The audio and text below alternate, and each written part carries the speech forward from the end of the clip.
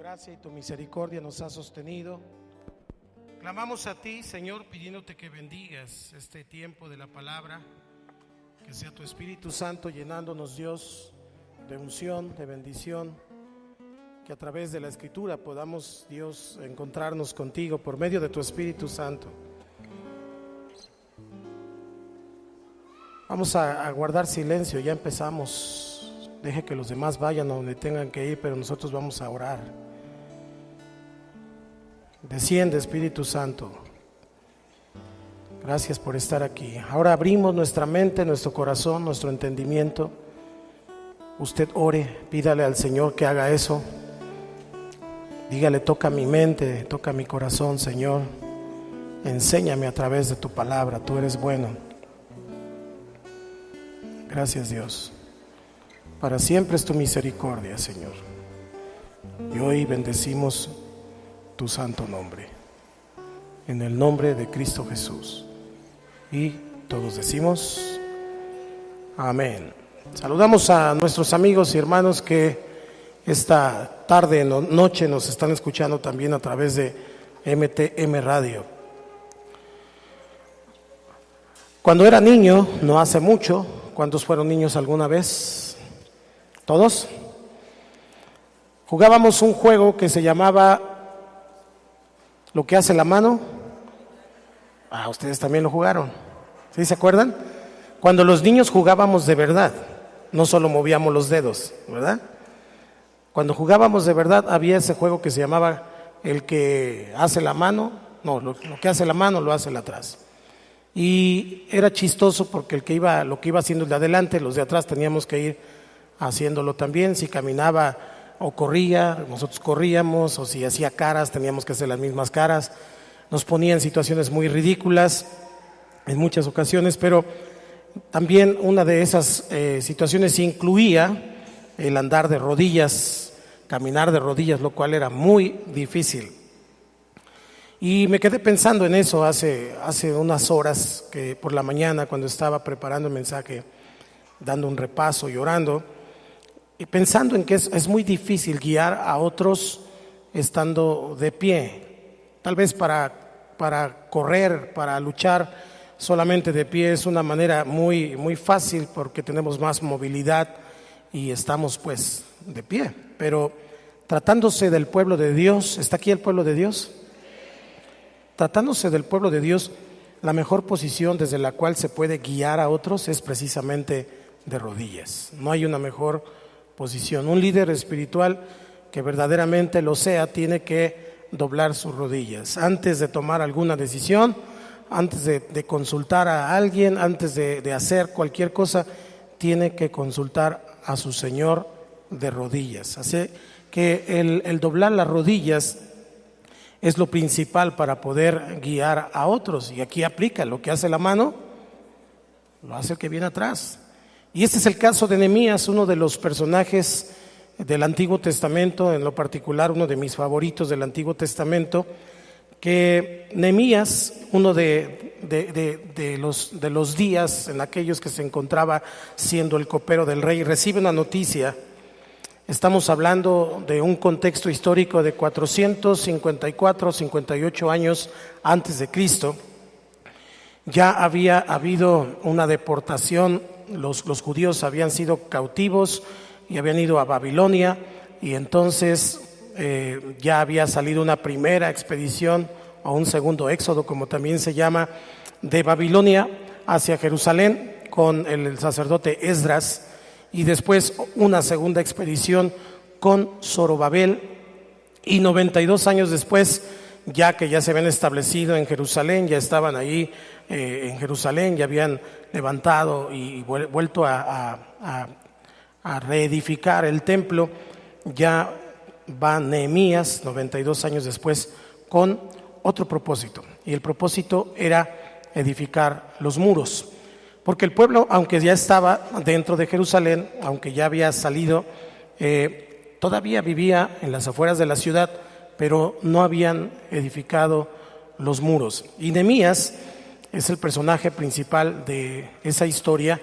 Podemos comparar toda esta historia con Esdras, con Nehemías, con Esther, porque incluso el rey Asuero El rey Asuero, que se encuentra en el libro de Esther, es el rey Jerjes, es el mismo.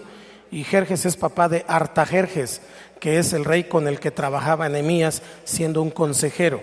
Nehemías era el copero del rey y había una amistad ahí muy profunda, una dependencia ambigua entre ambos, pues porque él tenía que tomar lo que el rey tomaba antes de que el rey lo tomara. Él tenía que comer antes lo que el rey le daban porque él era el copero y el trabajo era ese, era como el filtro, era como la seguridad del rey.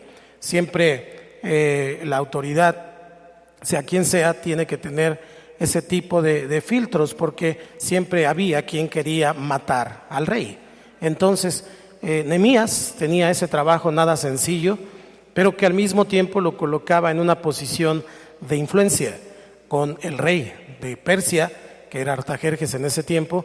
Y entonces cuando recibe una comitiva que venía de Jerusalén, que venían tristes, Hanani entre ellos, uno de los músicos principales del pueblo de Dios, que era hermano carnal de Nehemías, viene con ellos y le dice, estamos tristes, los muros aún están derribados. Y entonces significaba que ellos corrían mucho peligro con todos los depredadores naturales del pueblo de Dios, de Israel. Y es allí en donde vamos a comenzar nuestra predicación, nuestra historia esta tarde. Y lo digo propiamente como historia porque Nehemías es un libro histórico de los judíos.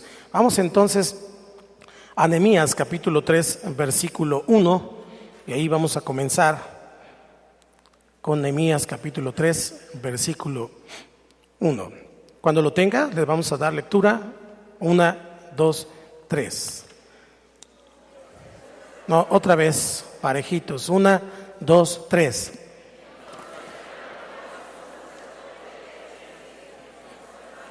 Y edificaron la puerta de las ovejas. Ellos arreglaron y levantaron sus puertas hasta la torre de Jamea y edificaron hasta la torre de Hananeel. La historia de Nehemías, como le digo, es una historia muy apasionante. Se han escrito muchos libros desde diferentes perspectivas de la historia de Nehemías, de la obra de Nehemías, porque liderazgo, administración, organización, política, incluso tiene que ver con Nehemías. Nehemías es un hombre muy importante y seguro que Esther, quien fue muy influyente con Jerjes, impulsó para que Esdras y Nehemías y todos ellos estuvieran ahí en el palacio, también siendo consejeros de los reyes, de Ciro, de Artajerjes, en fin. Pero lo que le digo es que había tres grupos que habían estado, el pueblo de Israel, y en tres grupos fueron partiendo de Babilonia, de Persia, hacia Jerusalén. El pueblo de Dios fue llevado cautivo por no obedecer las recomendaciones del Señor. La primera vez que leí la Biblia me di cuenta en todo el Antiguo Testamento que es la historia de Israel. Dios los bendice, ellos se olvidan de Dios, ellos pecan, entonces caen en cautividad y entonces están un tiempo en cautividad, Dios los perdona, Dios los rescata, vuelven a resplandecer y otra vez vuelven a caer, y la misma historia siempre. Yo pensaba, qué frustrante debió haber sido para el Señor, que había escogido a un grupo de personas, a una nación de entre todas las naciones para ser ejemplo a todas las demás naciones. Pero esta nación nunca podía mantenerse firme, siempre caía una y otra vez, y Dios siempre los perdonaba, pero finalmente había consecuencias, y la consecuencia precisamente había sido que el pueblo de Dios había caído en cautividad, porque es la consecuencia. Le voy a hacer una pregunta para comenzar esta noche nuestro tiempo de predicación. Usted y yo conocemos al Señor y entendemos que Dios es bueno. ¿Cuántos creen que Dios es bueno? Y el que está a tu lado, ya empezamos,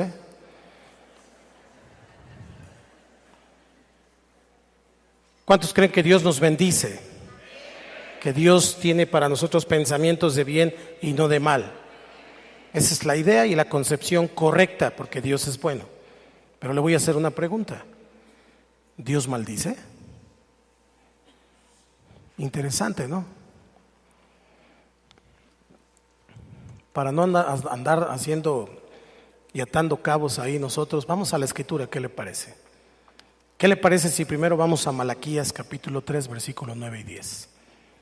Y enseguida vamos a buscar Mateo 28. Seguimos con nuestra serie Intimidad con Dios.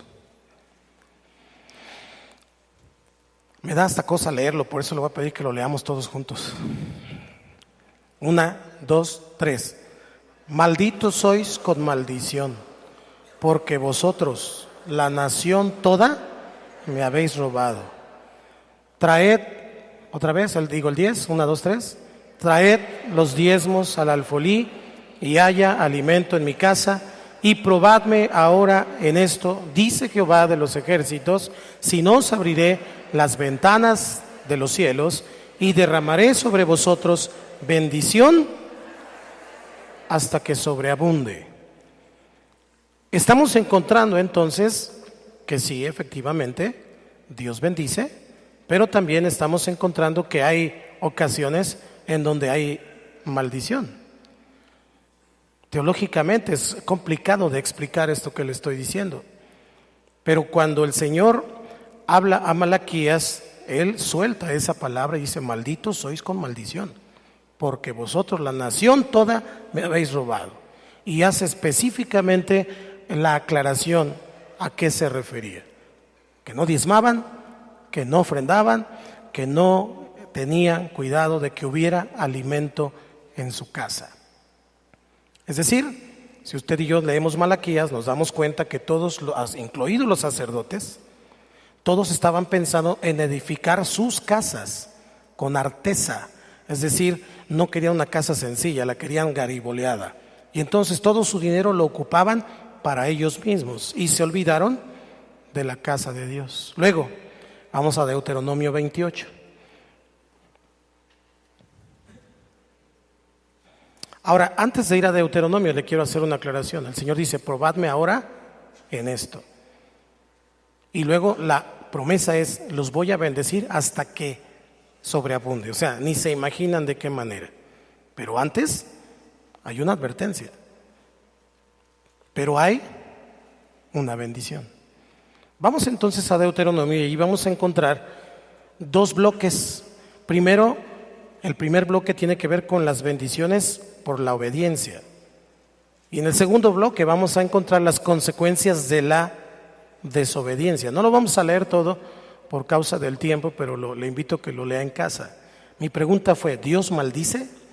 Y entonces dice: acontecerá que si oyeres atentamente la voz de Jehová tu Dios para guardar y poner por obra todos sus mandamientos que yo te prescribo hoy, también Jehová tu Dios te exaltará sobre todas las naciones de la tierra. Ayúdeme a leer el segundo.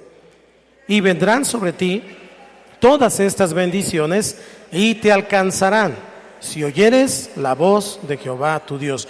Bendito serás tú en la ciudad y bendito tú en el campo, y bendito el fruto de tu vientre, el fruto de tu tierra, el fruto de tus bestias, la cría de tus vacas y los rebaños de tus ovejas. Benditas serán tu canasta y tu arteza de amasar. Bendito serás en tu entrar y bendito en tu salir. Jehová derrotará a tus enemigos que se levantaren contra ti. Por un camino saldrán contra ti, y por 7 caminos huirán de delante de ti. Y si usted sigue leyendo, se da cuenta de la tremenda bendición que Dios nos da cuando obedecemos. Sin embargo, a partir del versículo 15 empiezan las consecuencias de la desobediencia. Es el mismo Dios hablándole al mismo pueblo y les dice: pero acontecerá, si no oyeres la voz de Jehová tu Dios para cumplir todos sus mandamientos y sus estatutos, ojo con lo que sigue, que yo te intimo hoy. Seguimos hablando de intimidad con Dios. Los mandamientos que yo te intimo significa no solamente te los estoy diciendo para que el medio los escuches, los estoy poniendo dentro de tu corazón. No necesitas estar leyendo en ninguna parte para saber lo que es bueno, lo que es malo, lo que espero y lo que no espero de ti.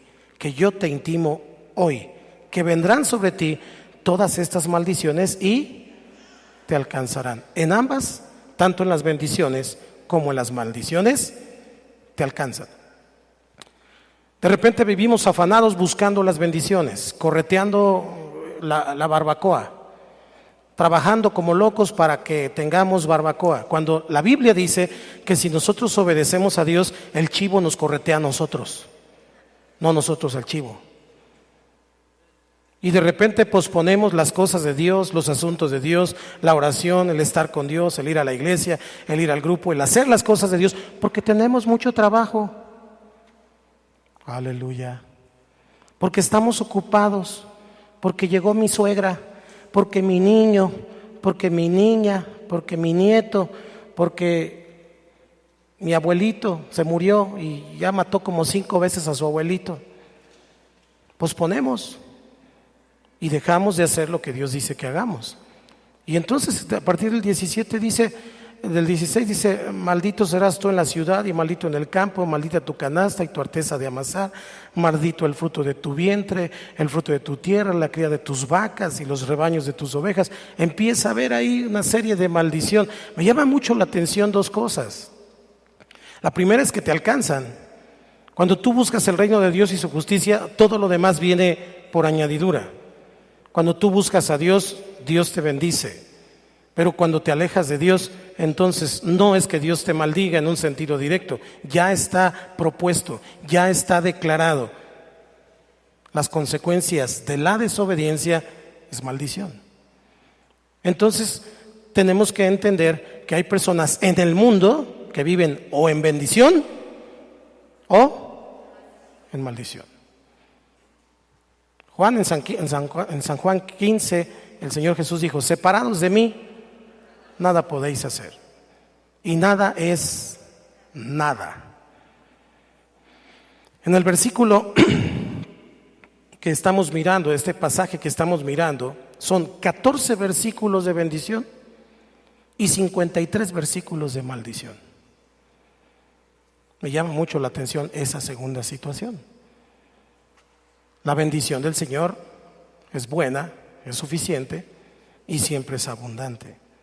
Pero cuando veo la lista de las maldiciones, léalo en casa por favor, me doy cuenta que entonces el Señor no solamente quiere trabajar con llamar la atención, también quiere trabajar con corregir lo deficiente, porque Dios, aún en medio de la maldición, todavía es bueno.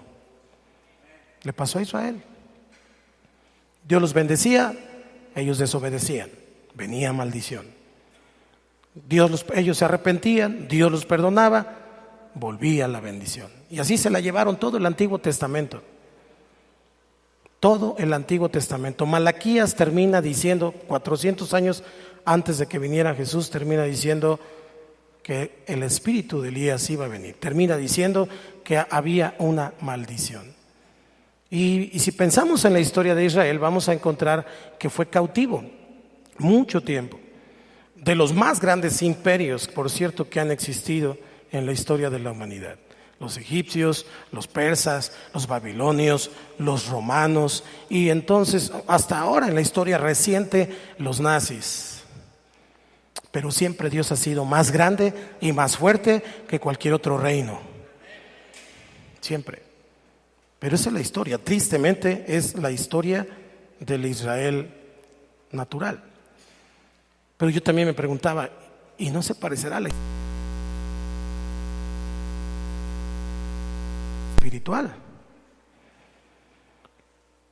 Dios hace recomendaciones a su pueblo. Todas las leyes del Antiguo Testamento, toda la palabra que Dios da a su pueblo, tenía que ver con 3 cosas resumidas.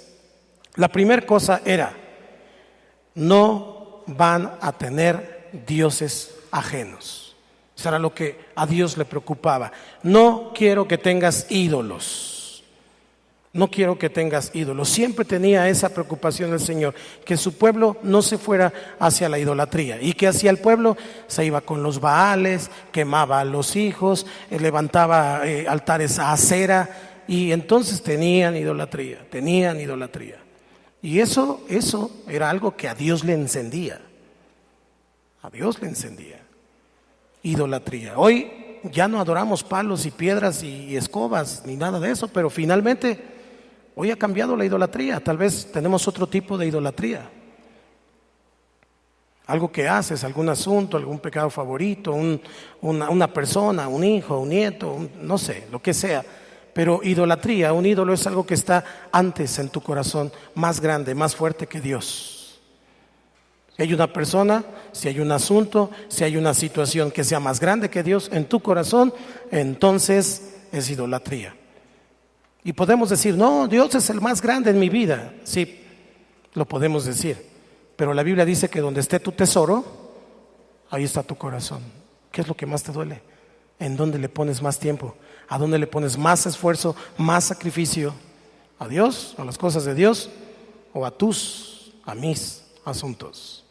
La segunda cosa que Dios les recomendaba siempre, además de no tener dioses ajenos, era que no cometieran injusticias. Si hay algo que a Dios le moleste, incluso más que algunos pecados, es que las personas sean injustas. Que las personas no defiendan al débil, al huérfano, a la viuda, que las personas hagan acepción de personas, que las personas no sean, en pocas palabras, justos. A Dios le molesta eso. Por eso el Señor, cuando vino, trajo ese mensaje, y por eso nosotros ahora tenemos hambre y sed de justicia. Y Cristo es nuestra justicia, porque Él vino a defender a todos los desamparados. ¿Cuántos desamparados están aquí esta noche?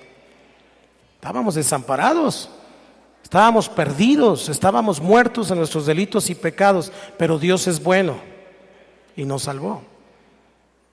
Así que a Dios le molestan las injusticias. Te puedes saber 1000 versículos, puedes hacer muchas cosas para Dios, pero si tú eres una persona que haces injusticia con otra persona, entonces estamos desagradando totalmente al Señor. Y la tercera cosa que a Dios le molestaba y que recomendaba es: no te alejes de mí. Andes como andes, si te caes, si te levantas, pase lo que pase, no te alejes de mí. Dios siempre le decía, no se alejen de mí. Y le recomendaba al pueblo, vas a decirle esta escritura a tus hijos y lo vas a poner allí y enfrente y en los postes y se los vas a repetir todo el tiempo, porque no quiero que se alejen de mí. Generalmente las personas cuando cometen pecado, tropiezan, se caen, se chivean, pasa lo que pasa, lo primero que hacen es alejarse de Dios. Nuestro país tiene esas tres cosas. Somos idólatras. Bueno, hay mucha injusticia en esta nación, en todos los sentidos. Y finalmente, estamos alejados de Dios. Tenemos que entender que las historias de la Biblia siempre nos van a conducir a un panorama actual. La Biblia nunca pasa de moda. No hay nada debajo del sol que no haya sido ya escrito, dijo Salomón en el libro de Eclesiastés. Todo ya fue, y lo que fue ya ha sido. Eso dice la Escritura. Como Israel tuvo ídolos, como Israel era injusto y como Israel se alejó de Dios, la consecuencia fue esclavitud y cautividad. Eran esclavos, pero además estaban cautivos. No es lo mismo. La esclavitud tiene que ver con que tengas un dueño, la cautividad con estar encerrado. Y ellos eran esclavos y eran cautivos. Nos damos entonces cuenta, tanto en Malaquías como en Deuteronomio, como en otras partes de la Biblia, que Dios cumple sus promesas. Siempre. Tanto las de bendición como las otras. No diga amén. Él es un padre justo, no como algunos que le prometen a sus hijos que van pero te voy a corregir, vas a ver, cuando lleguemos a la casa. Y luego, ay, déjalo, es niño, pobrecito. Y nunca le cumple. Dile que está a tu lado, buenas noches. Por eso no obedece. Por eso se porta como se porta. Por eso es así, porque tiene un problema con la autoridad. Nabucodonosor, Ciro, Artajerjes y muchos otros tomaban al pueblo de Dios y lo desarraigaban de su tierra. Desarraigar significa tomarlo desde la base, sacarlo y tomar las raíces y entonces quitarles la identidad. Los egipcios lo hicieron, Babilonia lo hizo, todos los pueblos que conquistaban a Israel, de hecho hasta la fecha todos los pueblos que conquistan a otro pueblo, lo que hacen es quitarle sus raíces e imponerles su cultura, su religión, todo lo demás.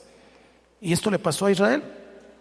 Entonces estamos aquí en Nehemías 3, y comienza un despertar del pueblo de Dios una vez más, y de la mano de Esdras primero y luego de Zorobabel, y en una tercera ocasión de Nehemías, cada uno de ellos en diferentes contextos, porque no eran del mismo contexto. Esdras era un sacerdote, Zorobabel era un funcionario y Nehemías era un consejero del rey. Desde diferentes contextos Dios saca a estos hombres, les da un llamamiento para poder llevar al pueblo de la cautividad y volverlos a su tierra. Es decir, de las tinieblas a su luz admirable. ¿Cuántos dicen amén? Y se hizo con Esdras y con Zorobabel. Regresan y están ya en el templo, pero aún los muros estaban derribados. Y Dios usa a Nehemías para restaurar los muros. Nehemías tiene esta visión y entonces tiene su propia historia, igual que cada uno de nosotros. Pero veo a Nehemías como un líder espiritual apartado por el Señor para cumplir el propósito determinado. Dios siempre tiene un propósito determinado, que tú vas a hacer, que yo voy a hacer. ¿Cuántos dicen amén? Un hijo de Dios, ve un hijo de Dios que está comprometido con el establecimiento del reino del Señor. Y es muy importante que nosotros, todos los que estamos aquí, dile al que está a tu lado, ahí te hablan. Es muy importante que nosotros tengamos ese mismo concepto de nosotros. Usted no está aquí por casualidad. Usted no está aquí para ser un oidor únicamente. Usted está aquí porque Dios tiene un propósito específico, determinado con su vida. Entonces, solamente así, teniendo esa concepción, podemos movernos en la voluntad de Dios, que es perfecta, es santa y es perfecta. Entonces, pase lo que pase, venga la vida como venga, los asuntos como estén, sabremos que es la voluntad de Dios. ¿Cuántos dicen amén? Tuvimos congreso de jóvenes este fin de semana. Alrededor de 3,000 jóvenes estuvieron en el congreso Chazac, y mi esposa y yo tuvimos a cargo otros pastores para poder dar una de las verdades. Fueron 4 verdades. Nos tocó permanecer en el Señor. Nos tocó trabajar como con unos 600 jóvenes tal vez durante todo el día, del día viernes, y mantenerlos allí para poder enseñarles esa verdad. Uno de los jóvenes al final, porque no todos preguntan en público, al final se acercó y me preguntó que cuántos años tenía caminando con el Señor, y si alguna vez yo me había regresado, si alguna vez yo había dejado al Señor y había regresado otra vez al Señor. Y yo le dije, pues hasta aquí nos ha ayudado el Señor. Tengo 15 años sin parar, por eso tengo esa cara de mango pero chupado. 15 años sin parar, y cada vez a un ritmo mayor para la gloria del Señor. Y me preguntaba, ¿cómo es que ha hecho para mantenerse en el camino? ¿Cómo es que ha hecho para mantenerse en el camino? Buena pregunta, muy interesante pregunta, porque algunos piensan que los pastores no tenemos problemas, o que la vida es más tranquila, o es más cachetona, más suave, ¿ah? Pero yo siempre le digo que del tamaño del sapo es la pedrada. Tus asuntos y mis asuntos pudieran ser parecidos tal vez, pero realmente, hablando espiritualmente, de repente mis gigantes son más gigantes que los tuyos. Tiene que ver con autoridad espiritual, tiene que ver con territorio, con dominio, con influencia. Después le explico eso, pero no es lo mismo que lo mismo. Mi pastora dice, no es lo mismo verla venir que hablar con ella. Todos tenemos problemas, y a lo mejor detrás de esta sonrisa hay una lágrima, o hay una lucha, o hay un llanto, o hay una tentación, o hay un asunto que resolver, hay un problema interno, hay un asunto en la casa, hay un asunto en la iglesia, o en otras iglesias, porque para la gloria del Señor también tenemos ese tipo de problemas. Y entonces se me hizo una pregunta muy interesante. Yo le respondí dos cosas porque lo analicé en algún momento, creo que en algún momento alguien más le había dicho lo mismo, pero le dije, mira, primero, lo que nunca he dejado de hacer, desde el primer momento que yo conocí al Señor y llegué al Señor, lo que nunca he dejado de hacer es tener intimidad con Dios. Siempre estoy tratando de buscar el rostro de Dios. Me gusta adorarlo, me gusta cantarle, me gusta tocarle, me gusta escribir, me gusta buscar su presencia. Amo su presencia, más que cualquier otra presencia. Amo a Dios más que a ti, más que a mi esposa, más que a mis hijas. Amo a Dios más que a todo el mundo. Él es primero en mi corazón. Y lo digo abiertamente, porque de Dios dependen todos los demás. Dios es lo primero en mi vida. Así que yo dedico tiempo para buscar a Dios. Procuro tener una vida de oración. No soy muy escandaloso en el sentido de andarle diciendo a todo el mundo cuándo estoy orando o dónde estoy orando. He determinado algo en los últimos meses de mi vida: no hablar con nadie en la mañana si primero no he hablado con Dios. Confieso que no lo he logrado todavía, ¿ok? Pero estoy intentándolo. En mi vida Dios tiene la preeminencia. Él es primero. Esa es la primera cosa. La segunda es que nunca me olvido de dónde me sacó el Señor. Nunca me olvido de dónde me sacó el Señor. ¿Sabe por qué? Para no regresarme. Cuando nosotros pensamos de dónde nos sacó el Señor y vemos nuestra vida hoy, decimos no tiene comparación. Nehemías tiene su historia, yo tengo la mía, usted tiene la suya, cada uno sabe de dónde lo sacó el Señor. Pero eso es lo que he hecho durante estos 15 últimos años de mi vida ininterrumpidamente para poder permanecer en Cristo. No soy perfecto, soy un pastor, no soy un ángel. Soy un siervo de Dios, igual que usted. Perdón que esté hablando de mí esta noche, pero al hablar de mí, quiero hablar del mensaje de Dios para nosotros, porque ese es el punto. El punto es que usted y yo tenemos que aprender a levantar los muros, tenemos que aprender a corregir lo deficiente, tenemos que aprender a obedecer al Señor. Si no lo hacemos de esa manera, entonces estamos expuestos a lo que no queremos que venga. Así que esto me lleva entonces a mi segundo punto. Hay una restauración de los muros cuando viene Nehemías. Los muros representan territorio, delimitan un territorio, una parte territorial, y los reinos levantaban los muros para fijar esos límites. Tal vez de ahí les nació la idea al vecino del norte. Y estos muros les daba cobertura, les fijaba un territorio, les daba una posesión y una identidad. Decía, nosotros somos Persia, nosotros somos Babilonia, nosotros somos los hebreos, nosotros somos Israel. Les daba una posesión y una identidad. En ese sentido, entonces, tenemos que pensar en lo siguiente. Yo soy mexicano. ¿Cuántos son mexicanos? Mi hijo Santiago, cuando estaba chiquito, no me creía que era mexicano. Un día me preguntó muy seriamente, porque yo andaba bromeando siempre.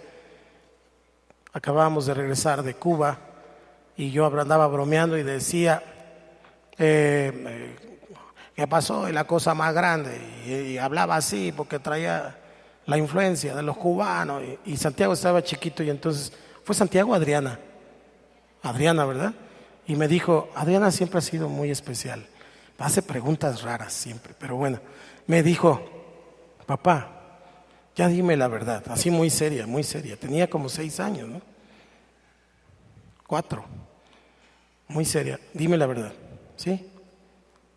Pero me vas a decir la verdad que sí, tú eres mexicano o eres cubano? Me veía negrito, hablaba raro. Y entonces tenía la duda, es válido, ¿no? Yo le digo esta noche que soy mexicano y agradezco a Dios por ser mexicano. ¿Cuántos agradecen a Dios por ser mexicanos? He tenido la bendición de conocer otras naciones por su gracia y misericordia, pero donde quiera que ando me gozo de ser mexicano. Quieren mucho a los mexicanos en otras naciones. El único que no nos quiere es Trump, pero todos los demás nos quieren. Pero antes que mexicano, soy cristiano. Antes que mexicano, me considero un ciudadano del reino. Mi pasaporte dice Estados Unidos mexicanos, pero mi corazón dice ciudadano del cielo. Y eso entonces tiene que darnos una identidad. Puedo decir que en mi espalda tengo el águila, el escudo nacional, pero en mi pecho la sangre de Cristo. No lo que estaban pensando. En mi pecho llevo la sangre de Cristo y en mi espalda llevo el águila de México. Soy mexicano, pero soy cristiano. Y esa es mi identidad. Y esa debe ser la suya también. Estamos viviendo tiempos peligrosos, muy difíciles, pero tenemos que entender que primero somos cristianos y luego somos mexicanos o de la nación que sea, si me está escuchando en alguna parte del mundo. Acabamos de pasar tiempos oscuros, tiempos de tradición, tiempos de cultura y estamos tan faltos de identidad en nuestro país, fíjese, que no sabemos si celebrar Halloween o Día de Muertos. O sea, ni para lo oscuro pues tenemos identidad. Cuando pensamos en Dios, bueno, piensan en Dios los mexicanos, no saben quién es más importante, Jesús o la Virgen de Guadalupe. ¿Es cierto o no es cierto? Hay una falta de identidad total. Entonces, mis amados hermanos, pues sí soy mexicano, pero primero soy cristiano. Porque la cultura del reino, el reino de Dios tiene sus muros. Los muros que están en el reino son sus límites, son sus principios, es lo que la palabra nos enseña. Y este muro dice hasta aquí. Y si yo soy un ciudadano del reino y ahí hay un muro, digo, pues hasta ahí. Porque si me paso, ¿qué va a pasar? Si me salgo del muro, ¿qué va a pasar? Se acaba la cobertura. Y el que se sale del paraguas se moja. Por eso es tan importante congregarse, por eso es tan importante buscar al Señor, por eso es tan importante la cobertura, porque el muro fija límites y da cobertura, defiende de los enemigos. Y usted y yo, como mexicanos cristianos, ¿cuántos cristianos hay aquí? Somos llamados, así como fue llamado Esdras, Zorobabel y Nehemías y todos los hombres de Dios, somos llamados a traer esa cultura del reino aquí a la tierra, a traer esos principios de nuestra nación celestial a nuestro país terrenal. A menos que Dios te llame a otra nación.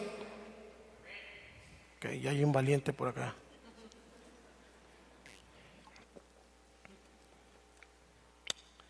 Ya te dará chamba el Señor por otro lado, pero mientras estemos aquí, somos nosotros los que tenemos que reparar los muros. No lo va a hacer ningún partido político, ni verdes, ni amarillos, ni rojos, ni azules, ni blancos, ni rositas, ni de muchos colores. Oro al Señor que de nuestras congregaciones salgan personas que conquisten la montaña de la política, pero personas verdaderamente cristianas. Porque hay unos que dicen que son cristianos y le entran al asunto y se vuelven igual que todos los demás. Los he visto, los conozco, porque Dios me ha permitido estar en ese medio también como un consejero.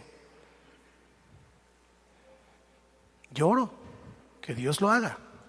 Lloro que el Señor ponga y levante hombres y mujeres que conquisten no solo la montaña de la política, sino de las finanzas, de las artes, de los medios, de todos los ámbitos de influencia para nuestra sociedad.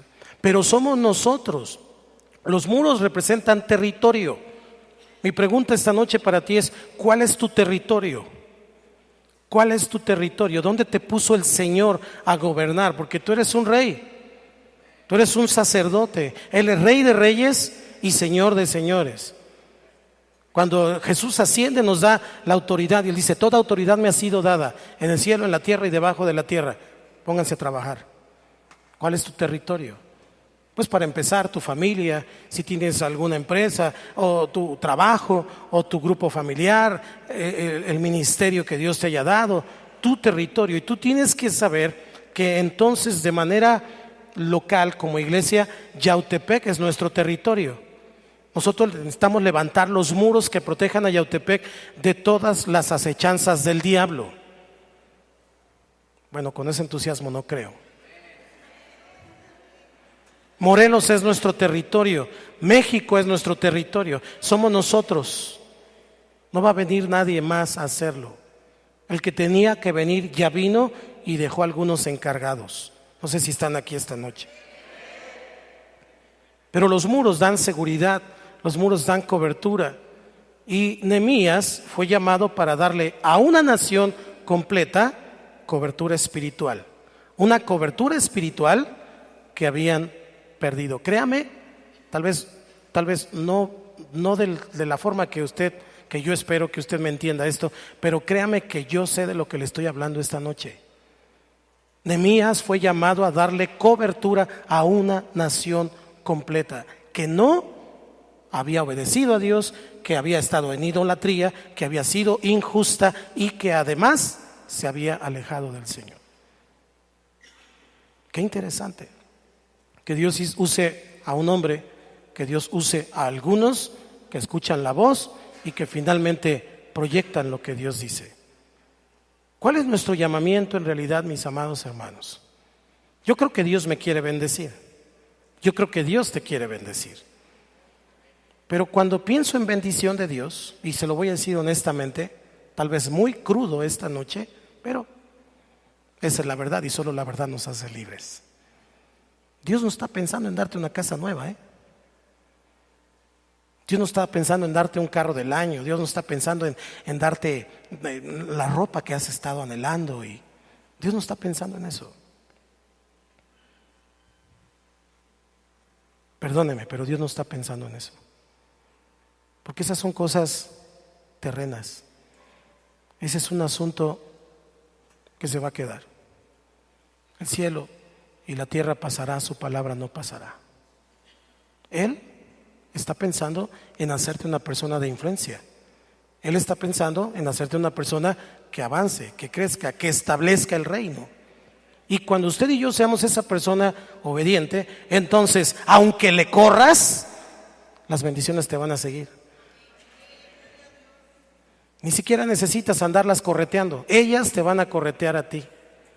Las bendiciones te van a seguir. No solo eso, si tú le crees, en su nombre vas a echar fuera demonios, porque estas señales seguirán a los que me siguen. ¿Se da cuenta? Estamos muy desenfocados, aún en ocasiones en nuestro cristianismo. Hombres y mujeres, niños y niñas deben venir bajo la cobertura de la gracia del Señor Jesús. Ese es el único objetivo en cualquiera de las montañas, en cualquiera de los trabajos, en cualquiera de las actividades que tú te desarrolles. El único objetivo central es que la gente conozca a Jesús. Eso es lo único. Todo lo demás viene por añadidura. Todo lo demás es un premio que Dios te da. El objetivo es ese. ¿Qué le pasa a una persona cuando va a la playa? Además de tomarse un coco sin ginebra, ¿qué le pasa a una persona cuando va a la playa? Y se pone ahí, se pone su traje de baño y se pone ahí en la playa. No dijeron amén, se la perdieron. ¿Pero qué le pasa? ¿Lo puede evitar? No, porque aunque se ponga protector solar del más alto nivel, de todos modos se pone negro. Lo único que pasa es que no le arde tanto. No he ido a la playa, por si estaban pensando. Chiste local. Eso es lo mismo cuando nosotros traemos a las personas al Señor. Es exponerlas a la presencia de Dios, a la gracia de Dios. La gracia de Dios es redentora. La gracia de Dios me da lo que no me merezco. La gracia de Dios me da salvación, me da provisión, me da vida eterna. La gracia de Dios me perdona. La gracia del Señor es todo lo que necesito para poder vivir. Su gracia me salvó. Su gracia me encontró. Su gracia es la que me hace caminar todos los días, aunque a veces ya no quiera caminar. Su gracia es la que me hace levantarme todos los días, aunque hay días que no me quiero levantar. Es su gracia. Y lo que necesitamos es, usted y yo, traer a la gente a la gracia, para que la gracia bañe a todos. Y entonces Dios le dé a todos solo por obediencia. No porque lo merezca, solo por obediencia, todas las bendiciones que dijo que daría. Ahora entendemos por qué nuestra nación está como está. Ahora entendemos por qué nuestro país está como está. Por estas tres cosas que el Señor dijo que le molestan tanto: idolatría, injusticia y alejarse de Dios.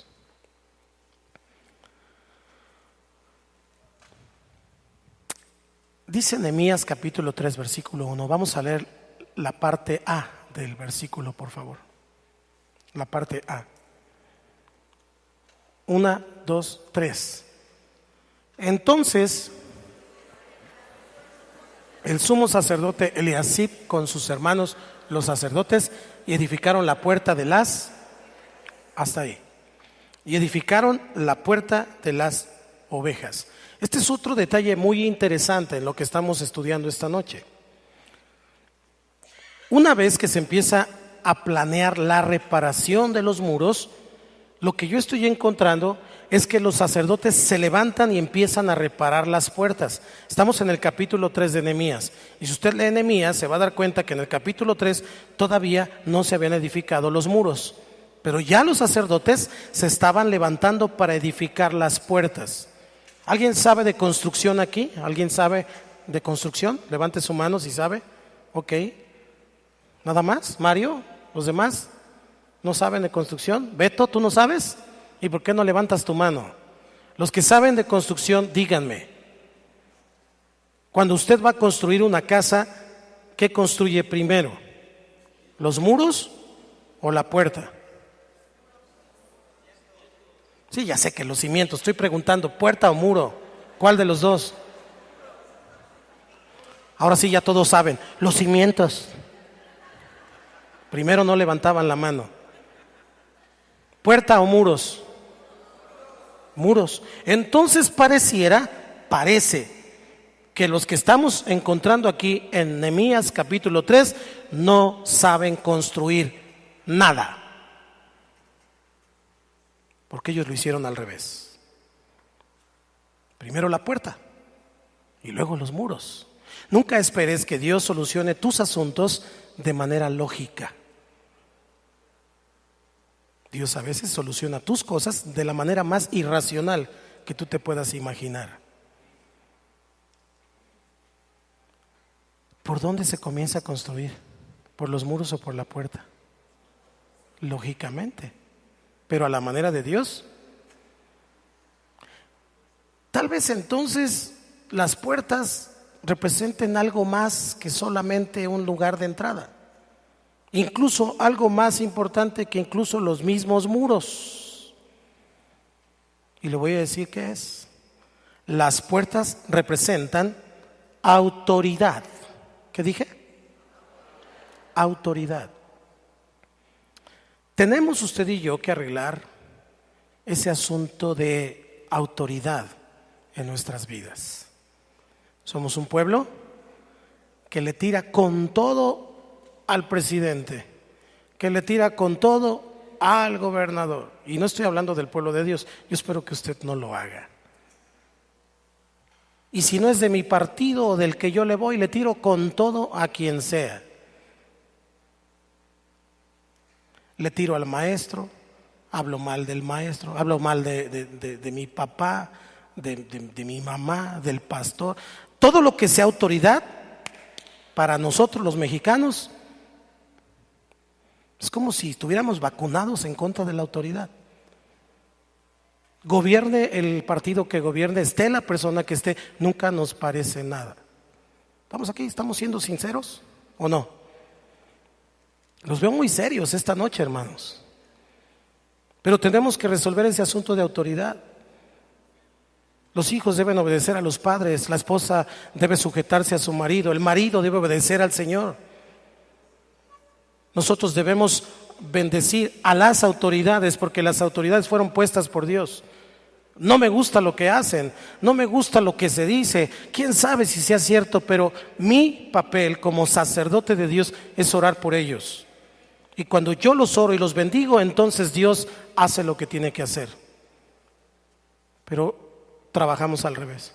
Y hoy con las redes sociales todos somos politólogos, todos somos mercadólogos, todos sabemos de todo y a veces ponemos tantas tonterías ahí que ni al caso. En lugar de poner bendición, palabras de bendición. ¿Por qué comenzaron a construir ellos por la puerta? Porque la puerta significa autoridad. Y le voy a decir algo, el asunto o el sentido de autoridad en la casa de Dios debe estar por encima de todo para poder avanzar. Si usted tiene un problema con la autoridad, no va a poder avanzar.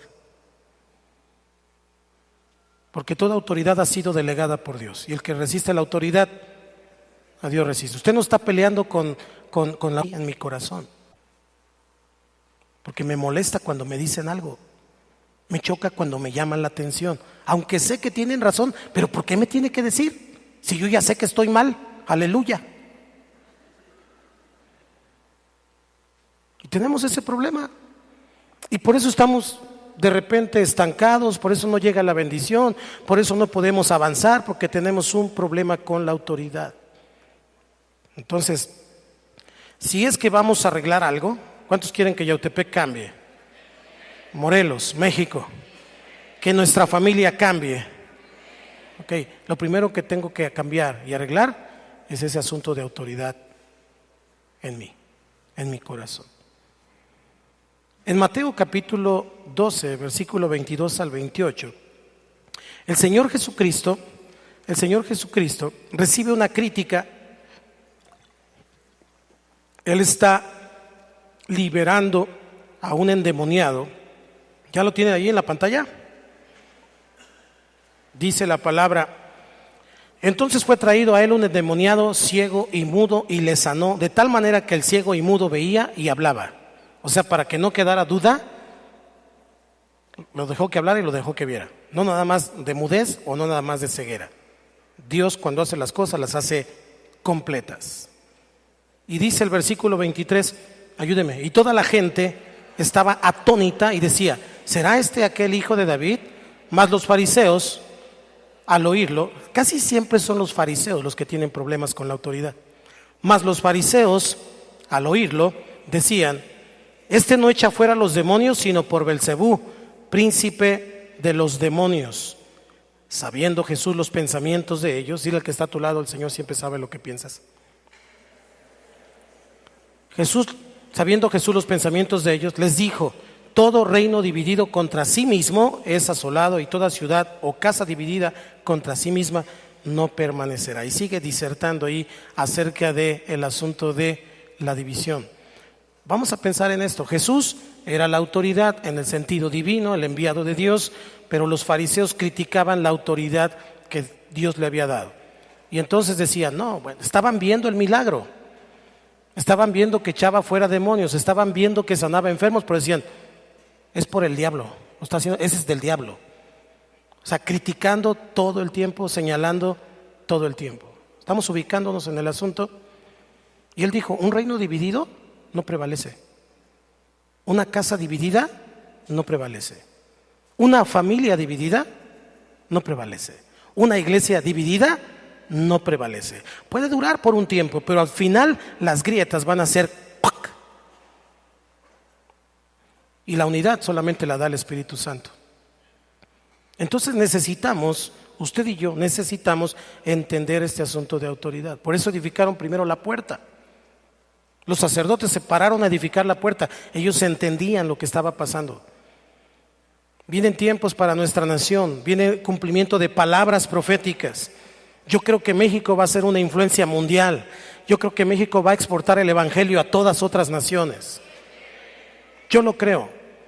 Pero es tiempo de que los sacerdotes nos levantemos a edificar la puerta, empezando por la de nuestra casa, sujetándonos, obedeciendo la autoridad, entendiendo de qué se trata el asunto. Jesús dijo: yo soy la puerta. ¿Se acuerda? San Juan, creo que es capítulo 10. Yo soy la puerta, y el que por mí entrare, será salvo. Y entrará y saldrá y hallará bendición, hallará pastos.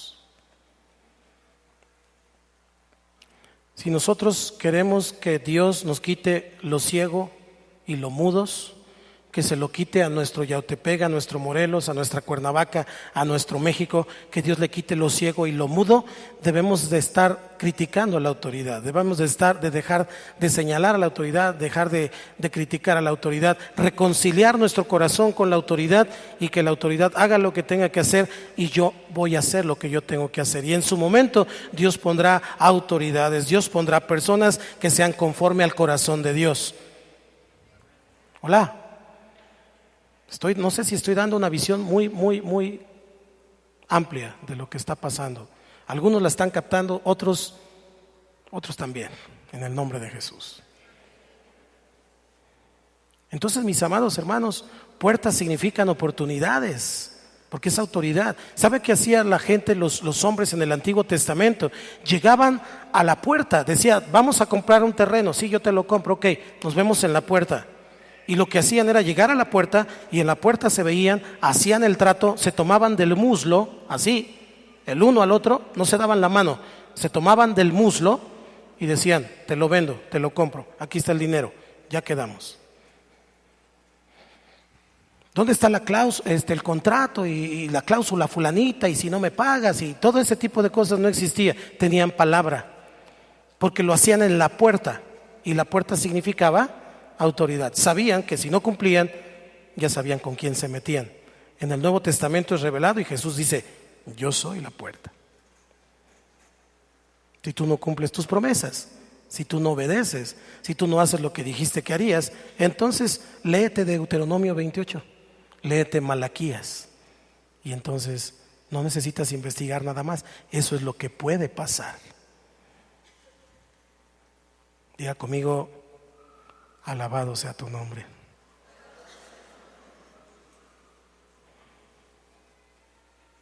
Oportunidades, gracia, tiempo, bendición, todo eso representa la puerta. Pero hay algo más en este pasaje. Eliasib, el sumo sacerdote, repara la puerta. Mi pregunta ahí en capítulo 3, versículo 1: ¿cuál es la puerta? La que reparan primero.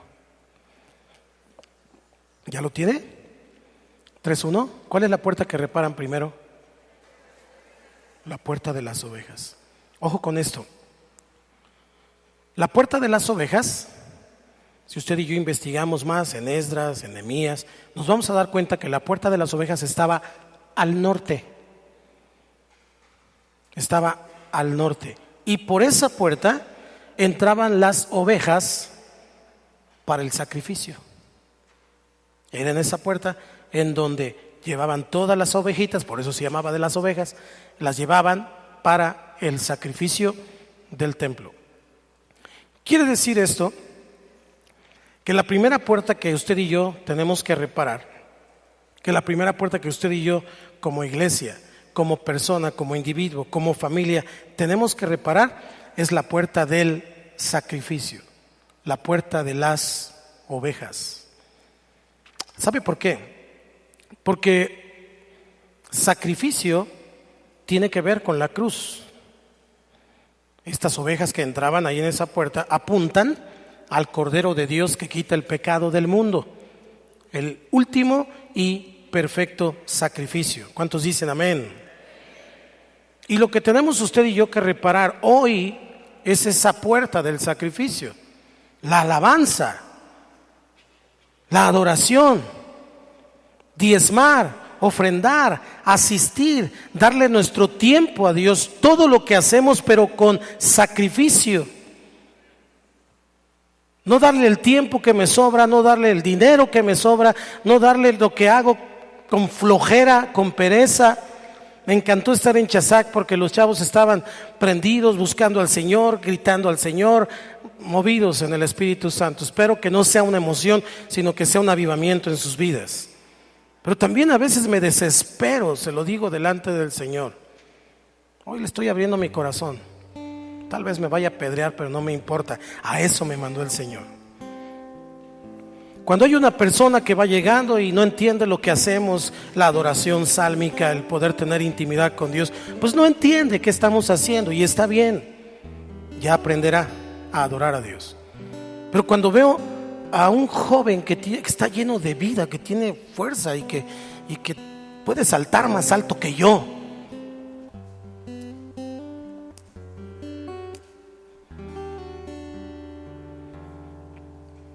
cuando veo una persona que tiene más de 10, 15, 20 años caminando con el Señor, no es capaz de sacrificar en medio de la adoración y de la alabanza el doblar la rodilla o el levantar la voz. Cuando veo personas que en lugar de orar, en lugar de clamar, rezan.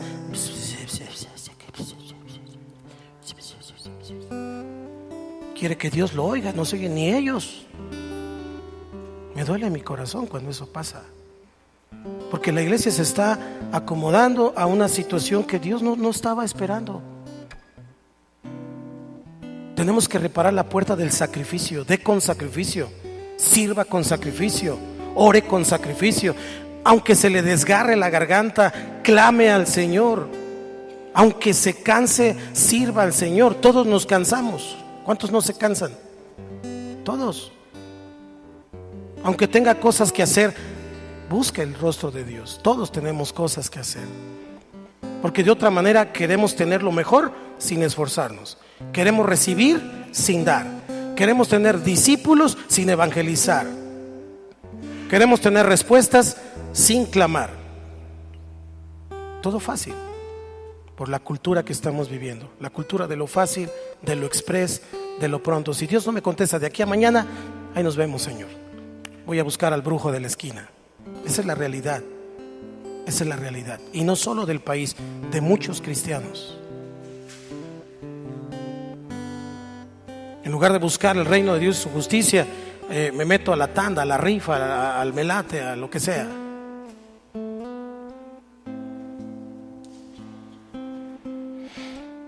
La puerta de las ovejas estaba al norte. Piensa en la cruz. ¿Qué está al norte de la cruz? ¿Qué está al norte de la cruz? Sí, la cabeza. Cuando pensamos en el norte de la cruz, no estamos pensando en sus manos para que me dé. Estamos pensando en su rostro. Y cuando pienso en su rostro, puedo mirar sus ojos. Cuando yo saludo a una persona, generalmente trato de mirarla a los ojos, porque los ojos son las ventanas del alma. Porque aquí me puede tener una sonrisa, pero acá me puede estar dando una puñalada, o no. Y entonces yo siempre saludo y veo los ojos. Cuando nosotros vemos el rostro de Dios y vemos sus ojos, vamos a ver su amor, su misericordia, su gracia, su perdón. Vamos a ver que Él nos anhela tanto y nos desea tanto bien. ¿Qué es lo que nos hace cambiar? Nos transforma. También vemos la corona de espinas, que significa el sufrimiento que Él llevó. Aquellos cardos y espinas que le había dicho a Adán por causa de la desobediencia, el Señor los lleva por ti y ahora tiene bendiciones para ti. Aún más adentro, en la cabeza de Cristo, encontramos la mente de Cristo, que es el pensamiento del Señor, que es el que Él quiere que tengamos. Una manera nueva de pensar, de acuerdo a la palabra de Dios. Y también ahí al norte encontramos el acta del decreto que nos condenaba, pero que finalmente el Señor dijo: consumado es, ya todo está pagado, eres libre, ya no estás cautivo y ya no eres un esclavo, ahora eres libre del pecado y ahora puedes alcanzar, avanzar, volar con las alas que te estoy dando de libertad. Pero todo eso se alcanza con sacrificio. Si Jesús pagó el precio, usted y yo también tenemos que pagar el precio. ¿Por qué comenzaron con una puerta y no con un muro? Si retrasaban el arreglar la puerta de las ovejas, no habría sacrificio. Y sin sacrificio no desciende la presencia de Dios. Y si el Señor no desciende, no importa lo que tengas, lo que ganes, donde estés, que hagas, donde vivas, si Él no desciende, si Él no está contigo, no tienes nada, no eres nadie, de nada te sirve. Lo más importante es su presencia. Así que como conclusión esta noche yo le quiero decir algo. Dios nos está haciendo un llamado, y me lo hizo a mí primero hace algunas semanas. Nos está haciendo un llamado para restaurar esto en nuestras vidas. Retome la oración, retome la comunión con Dios, sea un fiel dador, sea una persona que es fiel en todo lo que hace con el Señor. Tenemos que recuperar esto en nuestra congregación. Dios quiere hacer grandes cosas. No es importante tanto el tiempo que usted pasa allí, porque puede darse golpes de pecho, meterse en un monasterio y ponerse un hábito. Eso no es Dios. Usted tiene que buscar el norte, su rostro, porque lo importante no es el tiempo, sino su presencia.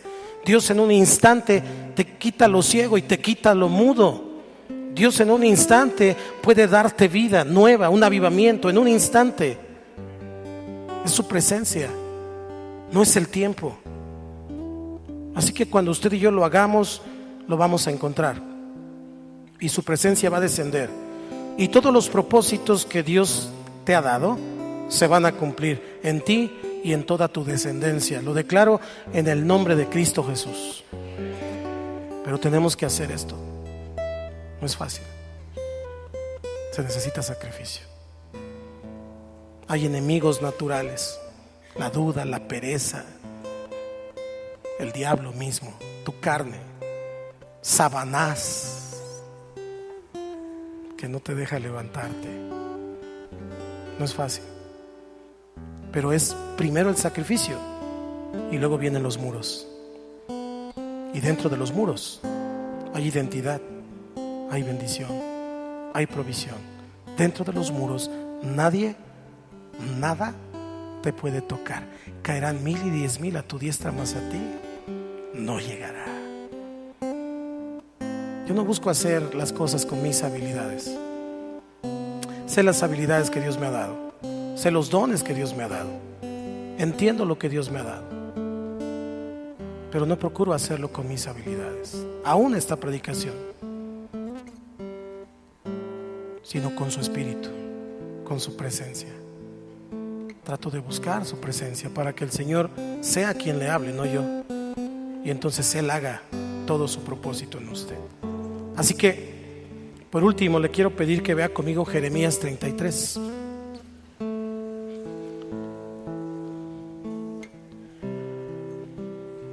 Jeremías 33 se conecta porque esta palabra se la da el Señor a Jeremías en tiempos de la restauración de Jerusalén, de lo que estamos hablando. Dice: vino palabra de Jehová a Jeremías la segunda vez. ¿Cuántos saben que Dios siempre nos da una segunda oportunidad? Vino a la palabra de Jehová a Jeremías la segunda vez, estando él aún preso en el patio de la cárcel, diciendo: así ha dicho Jehová, que hizo la tierra, Jehová que la formó para afirmarla, Jehová es su nombre. Clama a mí y yo te responderé y te enseñaré cosas grandes y ocultas que tú no conoces. Porque así ha dicho Jehová Dios de Israel acerca de las casas de esta ciudad y de las casas de los reyes de Judá, derribadas con arietes y con hachas, porque vinieron para pelear contra los caldeos, para llenarlas de cuerpos de hombres muertos, a las cuales herí yo con mi furor y con mi ira, pues escondí mi rostro de esta ciudad a causa de toda su maldad.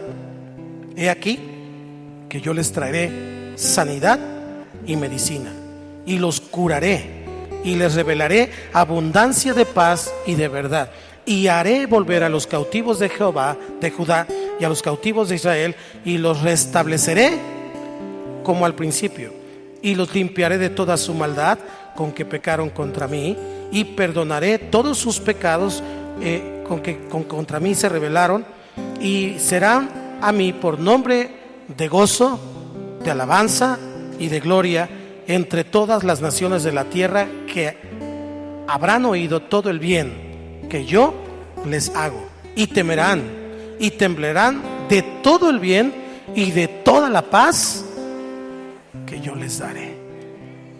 Este es el contexto del versículo famoso: clama a mí y yo te responderé. Ese es el contexto. Había una cautividad. El Señor les dice: clamen, les voy a responder. No solo quiero oírlos, os quiero responder. Porque a veces oramos o rezamos y Dios nos oye, pero Dios no solo te quiere oír, Dios te quiere responder. La palabra clama significa llamar por su nombre, significa hablar en voz alta. Así que cierra tus ojos y no reces. Comienza a clamar al Señor por sanidad, por bendición, para tu casa, para tu familia. Levanta tu voz. Señor, Señor, vengo delante de ti clamando esta noche, Señor. Quiero levantar mi voz con sacrificio delante de tu presencia. No importa que lastime incluso mi garganta, hoy quiero que me respondas. No solo quiero que me oigas. Hoy invoco tu nombre en este lugar. Hoy invoco tu nombre en cada casa aquí representada. Hoy invoco tu nombre en los niños que están allá en la escuela bíblica. Hoy invoco tu nombre en nuestra ciudad, en nuestro municipio. Levanta tu voz, levanta tu voz, levanta tu voz. Levanta tu voz. No reces. Se trata de que Dios te responda, no que te oiga solamente. Establece tu reino, Señor. Ten misericordia. Ten misericordia de los jóvenes. Ten misericordia de las familias. Levanta tu voz, levanta tu voz, levanta tu voz. Clama. Clama a mí y yo te responderé, dice el Señor, y te mostraré cosas grandes, ocultas, que tú no conoces. Voy a bendecir tu arteza de amasar. Voy a bendecir tus graneros. Voy a bendecirte porque quiero bendecirte. Nunca he querido maldecirte, pero clama, clama. Basta de ser una iglesia dormida, pasiva. Hoy somos una iglesia que entiende lo que está hablando, que entiende lo que está haciendo, que entiende lo que está clamando. Porque solo Dios, solo Él lo puede hacer. Bendice mis generaciones, Señor. Bendice mis generaciones. Bendice a tu iglesia.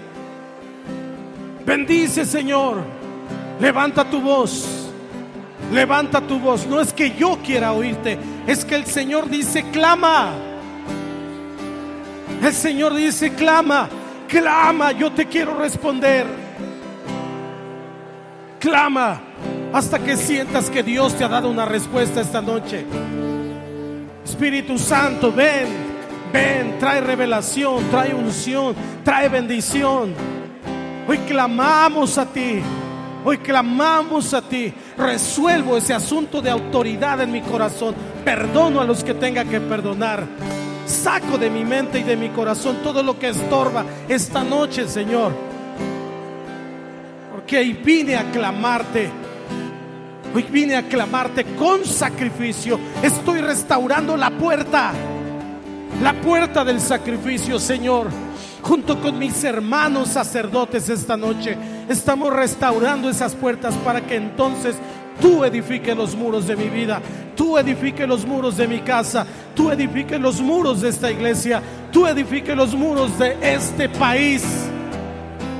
Aquí está un pequeño remanente, Señor, esta noche, que se levanta en el poder del Espíritu Santo, en la autoridad del Espíritu Santo, porque tú nos has dado autoridad. Y hoy levantamos nuestra voz con autoridad, echando fuera todo espíritu de división, todo espíritu de duda, todo espíritu de pleito, de murmuración, de chisme, de lo que sea. Se va en el nombre de Jesús. No tiene parte ni suerte en esta casa. No tiene parte ni suerte. Espíritu de enfermedad, te vas en este momento, porque la sangre de Cristo tiene poder. Hoy estamos declarando vidas sanadas en el cuerpo, alma, espíritu. Sanidad, sanidad, milagros, señales, prodigios, provisión.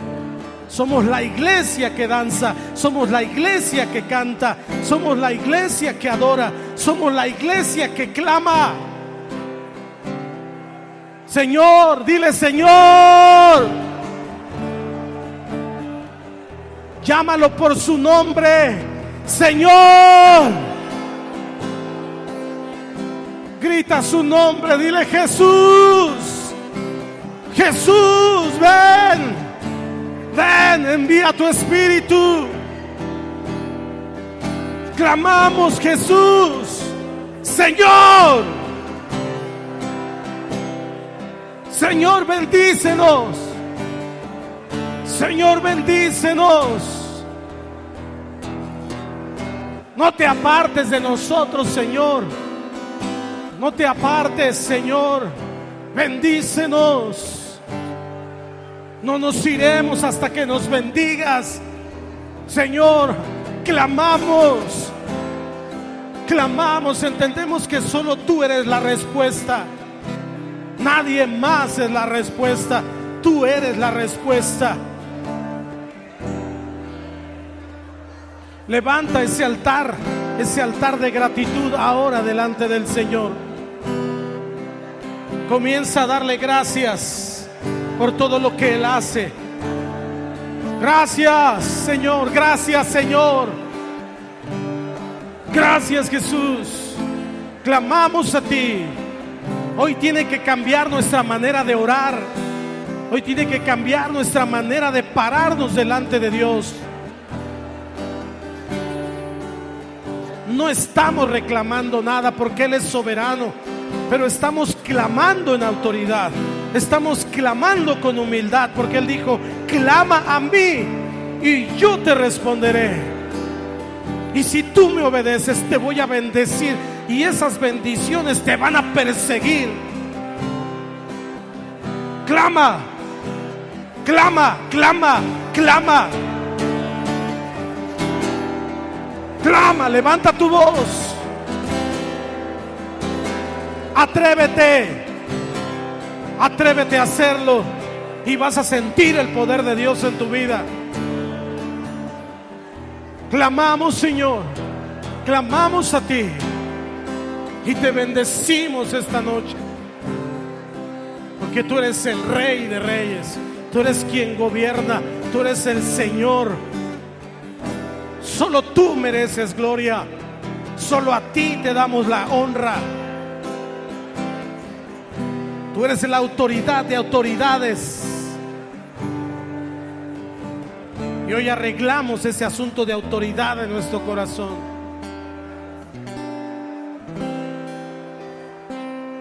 Ahora levantemos un altar de gratitud a Dios. Solamente dile gracias. Levanta tu voz y dile gracias. Gracias, Señor. Gracias por lo que vas a hacer. Entrad por sus puertas. Entrad por sus puertas. Entrad por sus puertas con acción de gracias. Dile gracias. Gracias, Señor. Hoy con humildad te digo gracias por lo que tú has hecho. Gracias, Jesús. Gracias, Señor. No tengo con qué pagarte todo lo que tú has hecho. No tengo con qué pagarte todo lo que tú harás. Tú eres el Dios bendito, el que vive para siempre.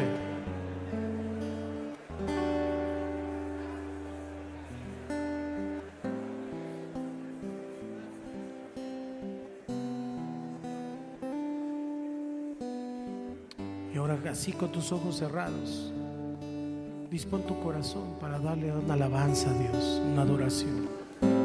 Comienza a decirle: aquí estoy, Jesús. Tú eres todo lo que necesito. Hoy he clamado a ti y he podido sentir tu presencia, Dios. Mi corazón está agradecido, Padre. Pero hoy quiero adorarte, porque no es con espada, no es con fuerza, es con tu Santo Espíritu, Señor. Tú le dijiste eso a tu siervo Zorobabel cuando estaba edificando el templo. Antes de los muros, tú le dijiste a Zorobabel eso. No es con espada, no es con fuerza, sino con mi espíritu. Comienza a adorar a Jesús.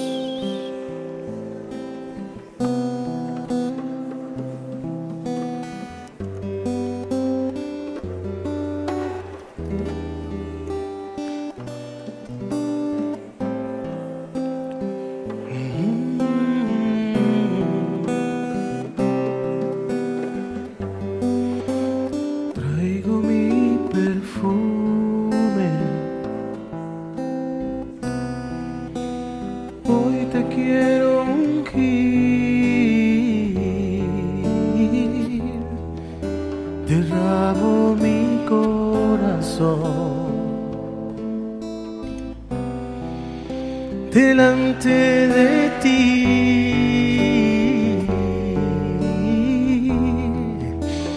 traigo mi perfume.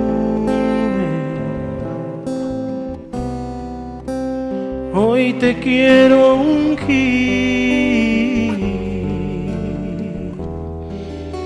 Derramo mi corazón delante de ti, Jesús. Beso tus pies delante de todos. No importa lo que pensarán de mí. Y beso tus pies delante de todos.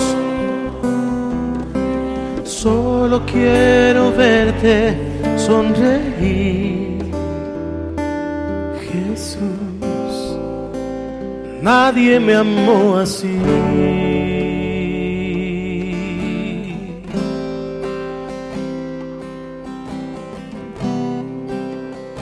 Ven, Espíritu Santo.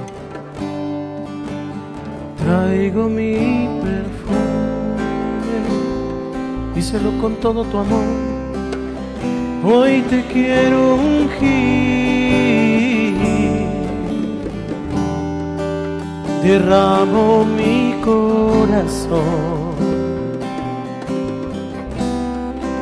delante de ti. Dile: traigo mi perfume. Traigo mi... Levanta tu voz, iglesia. Adora a tu Señor. Hoy te quiero.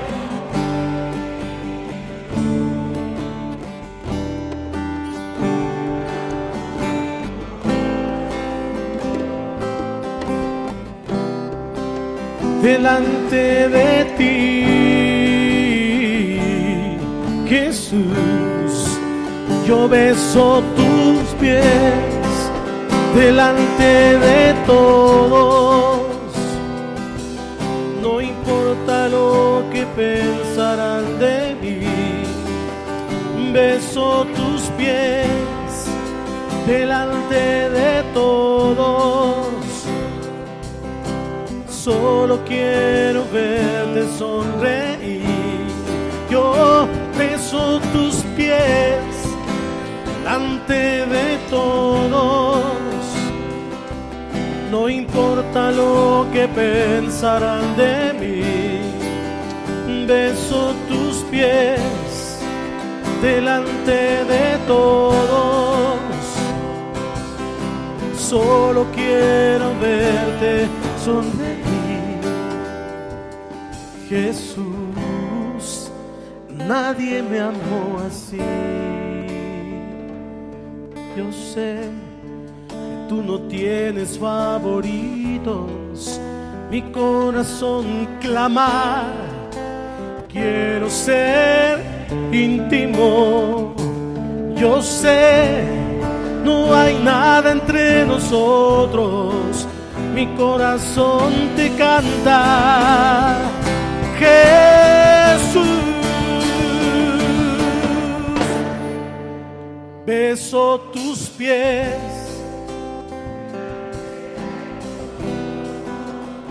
levanta tu voz. Si yo beso tus pies,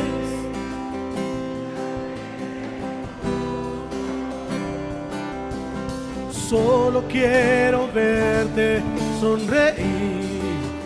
Beso tus pies,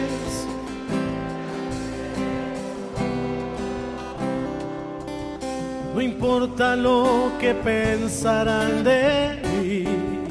Yo beso tus pies delante de todos. Solo quiero verte sonreír, Jesús. Nadie me amó así. Yo sé que tú no tienes favoritos. Mi corazón clama, quiero ser íntimo. Yo sé que no hay nada entre nosotros. Mi corazón te canta, Jesús. Traigo mi perfume, hoy te quiero ungir.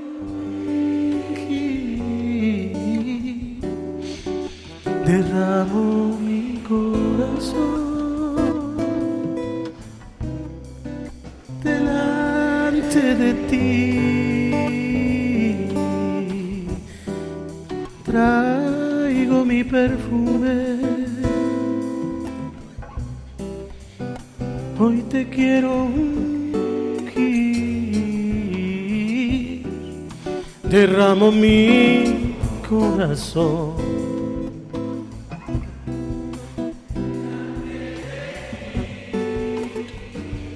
Jesús. Beso tus pies delante de ti. No importa lo que pensarán de mí. Beso tus pies,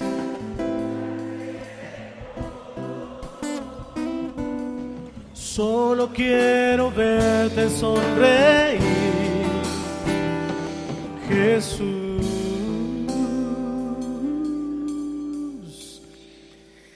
Jesús,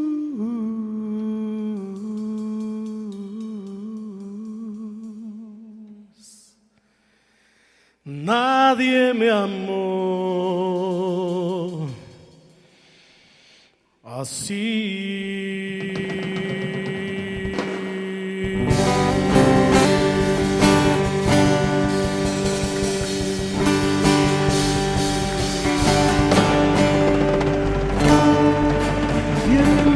Sí, Señor. Levante sus manos un momento, Padre. Bendigo a tu iglesia esta noche, Señor. Gracias por lo que tú estás haciendo con esta casa tuya, Señor. Sé que hoy has despertado a los valientes, hoy has despertado a los que estaban dormidos y has avivado a los que estaban despiertos, Señor. Yo bendigo esta casa espiritual y declaro la bendición maravillosa, majestuosa del Padre sobre cada uno de vosotros. La relación personal, íntima, esa comunión con el Señor Jesucristo, esa comunión íntima, por medio de la majestad, por medio de la intervención, por medio de esa intercesión de nuestro amado Espíritu Santo, sobre cada familia que está aquí congregada esta noche y representada. Lo declaro en el nombre que es sobre todo nombre, el nombre de Jesús, el nombre de Jesús. Y todos decimos amén, amén. Dele un abrazo al que está a su lado y dígale: Dios te bendice. Siempre te bendice el Señor.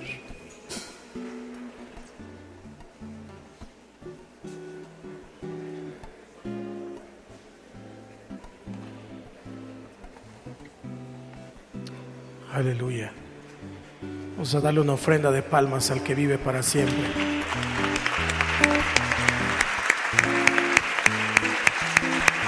Dáselo más fuerte. Dásela con sacrificio. Jesús es digno de recibir tu alabanza, tu adoración, tu reconocimiento sacrificialmente. Aleluya. Tome su lugar, por favor, un momento. Antes de irnos, yo quiero dirigirme a los que están esta noche con nosotros por primera vez. Quiero decirle que Cristo le ama, que el Señor dio su vida en la cruz por usted y por mí. Y la única intención del Señor es que usted venga bajo su cobertura, que venga dentro de su ciudad, porque lo quiere cuidar, guardar en sus muros. Si usted quiere entregarle su vida a Cristo esta noche, repite esta oración conmigo, por favor, junto con la iglesia. Si me escucha por la radio, ahí en su lugar donde esté, abra sus labios, pero sobre todo su corazón, y repita después de mí. Diga conmigo: Señor Jesús, esta noche te agradezco por tu presencia y por tu palabra. Reconozco que te necesito con desesperación, que he estado lejos de ti, pero hoy me arrepiento de mis pecados, de mi apatía, y te abro mi corazón y te recibo como mi Señor y como mi Salvador. Entra en mi vida y hazme una nueva criatura. Te lo pido, Padre, en el nombre de Jesús. Bendícelo, Señor. Gracias, Cristo. Si usted hizo esta oración y está aquí, levante su mano, por favor. ¿Alguien hizo esta oración entregando su vida a Cristo por primera vez?